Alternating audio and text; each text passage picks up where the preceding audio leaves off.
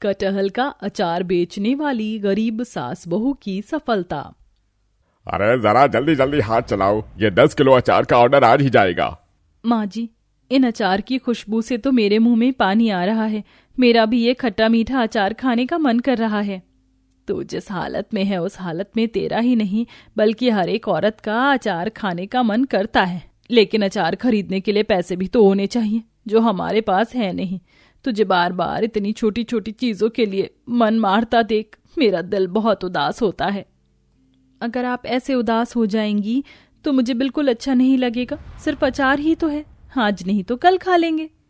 इतना कहकर गर्भवती करुणा डब्बों में अचार पैक करना शुरू कर देती है। थोड़ी देर में शाम हो जाती है और दोनों सास बहू घर आ जाती हैं। मम्मी मम्मी आप आ गई, मैं कब से आपका इंतजार कर रही थी।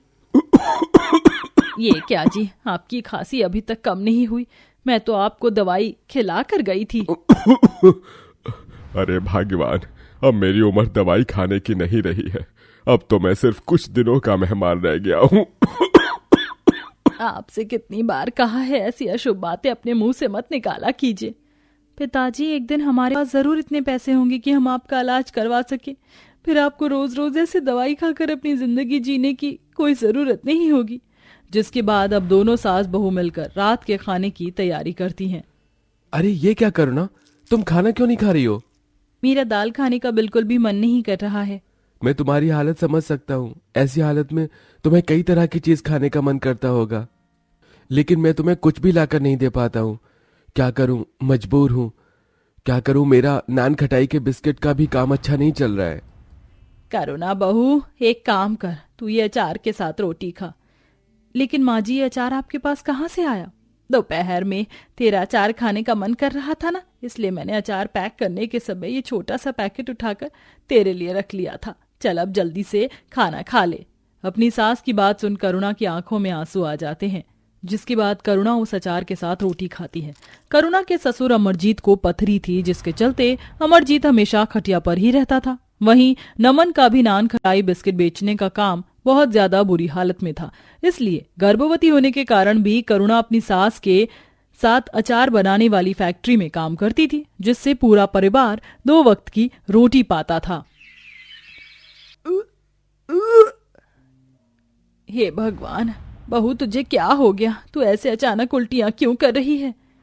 अरे क्या हुआ सुलोचना, तुम्हारी बहू ऐसे अचानक उल्टी क्यों कर रही है? पता नहीं क्या हो गया है इसे। ऐसे समय में इतनी उल्टी होना ठीक नहीं है। एक काम करो, इसे यहीं बिठा दो और तुम चलकर अंदर काम कर लो। थोड़ी देर ताजी हवा लगेगी तो अपने आप ठीक हो जाएगी। सुलोचना करुणा को बाहर छोड़कर अंदर फैक्ट्री में काम करने के लिए चली जाती है, लेकिन अंदर ही अंदर सुलोचना को करुणा की फिक्र सताई जा रही थी। इसलिए वह करुणा की उल्टियां बंद करने के लिए फिर से थोड़ा सा अचार चुरा कर ले जाती है और अपनी बहू को खिलाने लगती है कि तभी वहां उनका फैक्ट्री का मालिक आ जाता है। अच्छा, तो वो तुम लोग हो जो अचार को चुरा रही थी? नहीं साहब, हमने अचार नहीं चुराया है। मेरी बहू गर्भवती है, सुबह से उसको उल्टी हो रही है, इसलिए मैं उसके लिए थोड़ा सा अचार लेकर आ गई। कौन सा चोर ये कहता है कि उसने चोरी की है? लेकिन आज तुम लोगों को मैंने रंगे हाथ पकड़ ही लिया। अब कल से तुम दोनों चोरनी सास बहू को काम पर आने की कोई जरूरत नहीं है। तुम जैसी चोरनियों को मैं काम पर नहीं रख सकता। इतना कहकर फैक्ट्री मालिक करुणा और सुलोचना को काम से निकाल देता है, जिसके चलते अब उनके घर के हालात बदतर से भी बदतर हो जाते हैं। मम्मी मम्मी भूख लगी है, 2 दिनों से कुछ भी नहीं खाया है। पूनम बेटा, बस शाम तक का इंतजार कर लो। मैं शाम को तुम्हारे लिए जरूर कुछ न कुछ खाने के लिए लेकर आऊंगा। नमन अपनी 6 साल की बेटी पूनम को दिलासा देकर रोज के ठेले नान खटाई बिस्कुट बेचने के लिए निकल जाता है, लेकिन रोज की तरह आज भी कोई भी नमन से एक बिस्किट नहीं खरीदता, जिसके चलते नमन काफी ज्यादा उदास होता है कि तभी रास्ते में उसे सड़क किनारे एक बूढ़ा आदमी बेहोश मिलता है, जिसे देख नमन अपना पीने के पानी की बोतल से उस पर पानी छिड़कता है, जिससे उस आदमी को होश आ जाता है। काका, आप ठीक तो हो ना? हाँ बेटा, मैं ठीक हूँ। वो बस बुढ़ापा है ना, तो थोड़े बहुत चक्कर आ गए थे। क्या ये नान खटाई बिस्किट का ठेला तुम्हारा ही है? ठेले को देखकर ऐसा लग रहा है कि सुबह से तुम्हारी कोई बिक्री नहीं हुई है। सही कहा आपने, आज भी बिक्री नहीं हुई। लगता है आज भी मेरा पूरा परिवार भूखा ही सोएगा। बेटा, तूने मेरी मदद की है, लेकिन तुझे देने के लिए मेरे पास अभी इस कटहल के अलावा कुछ भी नहीं है। ये ले, तू ये कटहल रख ले। मेरा यहीं पास में कटहल का खेत है। अगर तुझे कभी भी काम की जरूरत पड़े तो तू मेरे पास आ जाइयो। वो आदमी नमन को अपने पास में से एक कटहल देकर चला जाता है। इस कटहल को देखकर तो पुरानी यादें ताज़ा हो गई। जब मैं छोटी थी ना, तो हर गर्मियों की छुट्टियों में मेरी नानी मुझे अपने हाथों से कटहल का अचार बनाकर खिलाती थी। उनके कटहल के अचार के सामने तो हर अचार फीका पड़ जाता था। आज इस कटहल को देखकर मेरा फिर से कटहल का अचार खाने का मन कर रहा है। बहू, तू फिक्र मत कर, मैं तेरे लिए कटहल का अचार बनाऊंगी।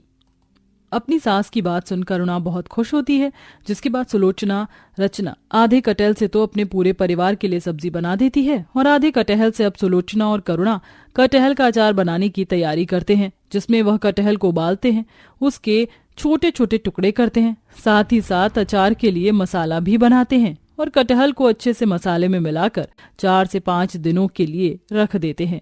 और अब उनका कटहल का अचार बनकर तैयार हो जाता है।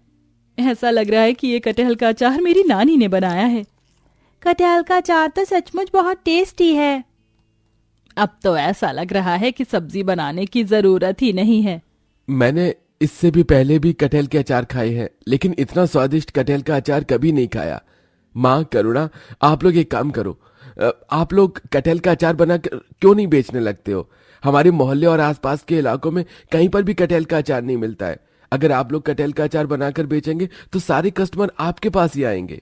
नमन का आइडिया करुणा और सुलोचना को भी पसंद आता है, जिसके बाद नमन उस बूढ़े आदमी कैलाश के पास जाता है और उसकी कटहल की खेती में मजदूरी का काम शुरू कर देता है और पैसों के बदले उसे कटहल लेकर आता है। वहीं सुलोचना अपने गांव के सेठ से कुछ पैसे उधार ले आती है, जिसके बाद अब दोनों सास बहू कटहल का अचार बनाते और नमन के ठेले पर रखकर उसे बेचने के लिए निकल जाते।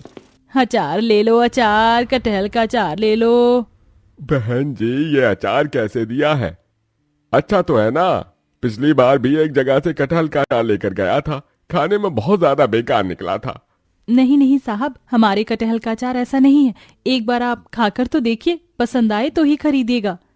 करुणा उस कस्टमर को जैसे ही कटहल का अचार चखाती है तो उसे वह कटहल का अचार बहुत ज्यादा पसंद आता है और फौरन ही वो कस्टमर अचार खरीद लेता है।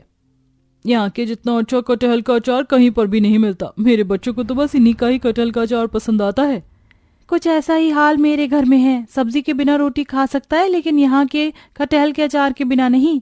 करुणा और सुलोचना का अब कटहल का अचार सिर्फ बाजार में ही नहीं बल्कि आसपास के इलाकों में भी फेमस होने लगा था, जिससे अब हर कोई अचार खरीदने के लिए सिर्फ करुणा और अर्चना के ही पास आया करता था, जिससे अब उनकी कमाई धीरे धीरे बढ़ने लगी थी। क्या आप दोनों ही वो सास बहू हैं जो कटहल का अचार बेचती है? जी। मेरा यहाँ पास वाले शहर में अचार बनाने का ही काम है।